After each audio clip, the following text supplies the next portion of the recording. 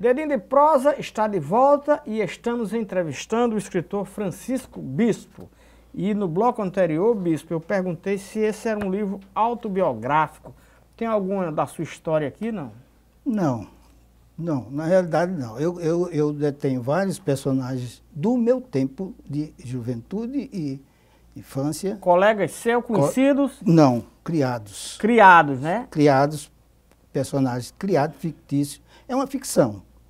É uma ficção. Não se inspira em ninguém. Não me inspira em ninguém. A não ser na ridícula. Isso. A não ser na história da socialite. O resto, todos os outros personagens são ficção. Criados para satisfazer o bojo da história. É? É. Você demorou muito para conceber essa história? Claro que você tinha um ponto de partida já, mas teve que criar muita coisa ainda para dar um... Tive que criar vários casos aí, inclusive, alguns casos em que o personagem começa praticamente ingênuo e vai se aperfeiçoando na coisa e termina praticando atos, inclusive de forma quase que nazista. E é? É.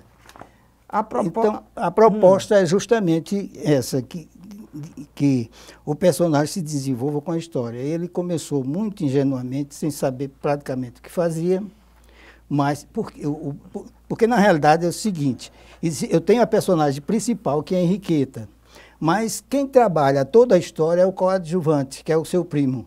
Ah, é o Gabriel, dela, né? Que eu chamo de Quem Gabriel. é o mais esperto aqui na história? O mais esperto de todos é o próprio Gabriel, porque no final, né, ele já adquire até costumes um pouquinho nazistas. Ah, é? E aí ele aprendeu muito com o desenrolar da história. Daqui a pouco nós vamos falar um pouco sobre essa questão de nazista. Pois não. Porque você é ali de uma terra de Rio Tinto, né? Onde tinha alemães e havia umas histórias ali, não sei se é lenda, a gente tira umas dúvidas daqui a pouco, né? Pois não. Aliás, você me disse que não eram, na verdade, alemães, né? Eram suecos, né? Suecos. A gente fala já sobre isso.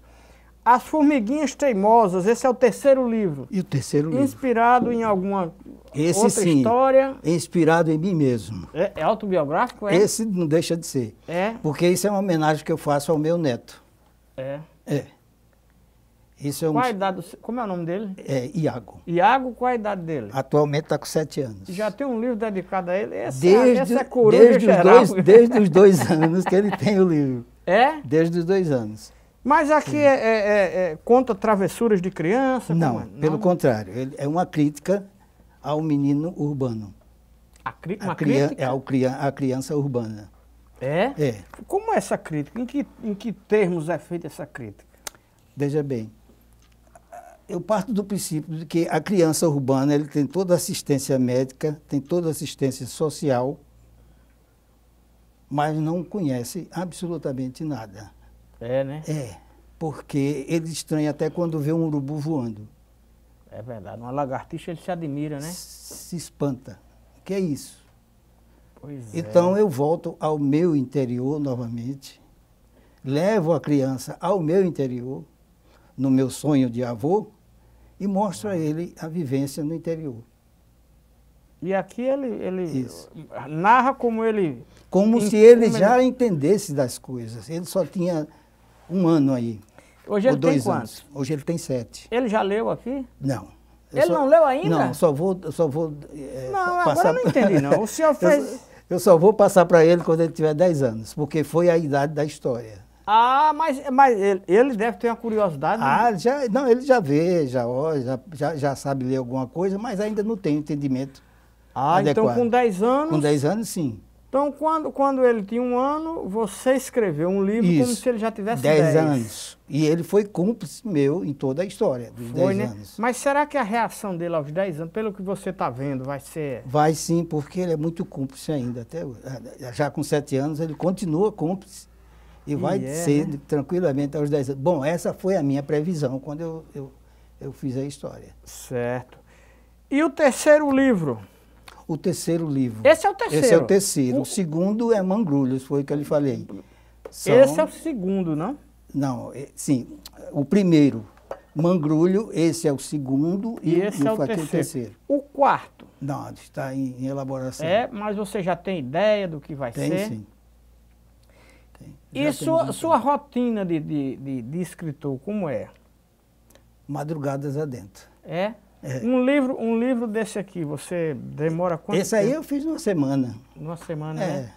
Porque já tem a história Já dentro tinha de casa, né? Estava tudo na cabeça, foi só colocar É. no papel. O livro dos seus sonhos que você imaginou escrever, já está aqui entre esses ou ainda está para nascer? Não, está para nascer. É? Tá. E vai ser sobre o quê?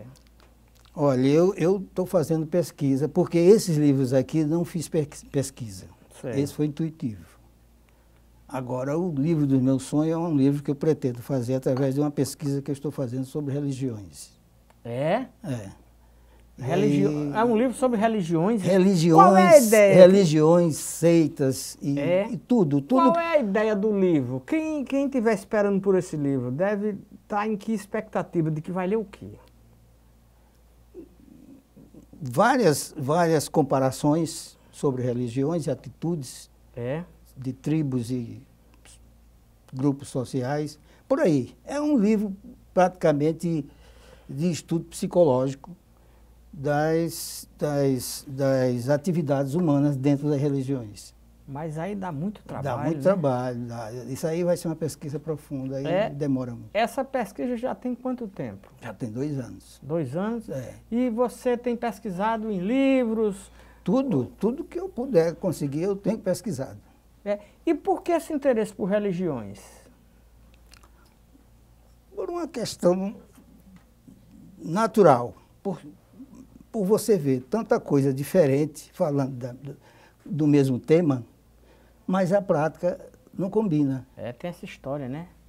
Não combina. E também tem aquela história, você tem uma palavra, vamos supor aqui, isso é uma coisa que me intriga muito. Você tem uma palavra de Deus e várias Bíblias, não é? Isso. Como é que você... Se a palavra... Não, mas a gente... Olha, Deus... veja bem, eu estou pesquisando atualmente, aos poucos, um filósofo, ele foi, porque já morreu, é evidente, filósofo e teólogo, além de humanista, Desidério. Ele é mais ou menos de 1466 até 1616.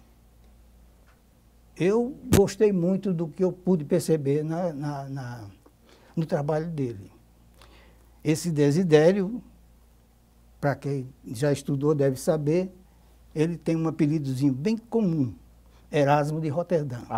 Erasmo de Roterdã. Fale um pouquinho aí sobre ele. Bom, estou começando a ler agora. Está começando a ler, Estou começando a ler. Mas ele vai ser... Ele era clérigo, né? Mas contestava a própria religião católica. Ele era monge, clérigo, e contestava a religião católica. Começa por aí. E eu comecei a me interessar nesse sentido. Por que ele contestava? Porque ele achava que a igreja não podia ser dono de todo o saber, ou dona de todo o saber. Na época, os filósofos considerados sábios eram donos de todo o saber. E eram todos da igreja? A maioria. Uma boa parte. A maioria. O próprio Martinho Lutero, né? Que era também um monge, e depois se rebelou e criou o protestantismo. Mas por aí, eu estou entrando nessa seara. E depois vou entrar para macumba, vou entrar para tudo. Né? Todo tipo de religião. Isso. Eu pretendo fazer. Qual é a sua religião? Católica. Católica? Não sou praticante, mas a família toda é católica. O católico tem muito disso. Eu também sou católico, mas não sou praticante, não. Pois né?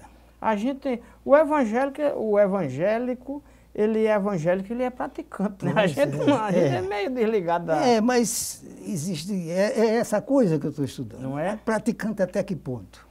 Pois é. Olha, eu queria saber um pouco, você é de Rio Tinto, é uma cidade muito interessante, que gira muito, tem uma fábrica lá, dos Lundgren, que gera muita lenda. Hoje é faculdade, né? Foi fábrica. Foi.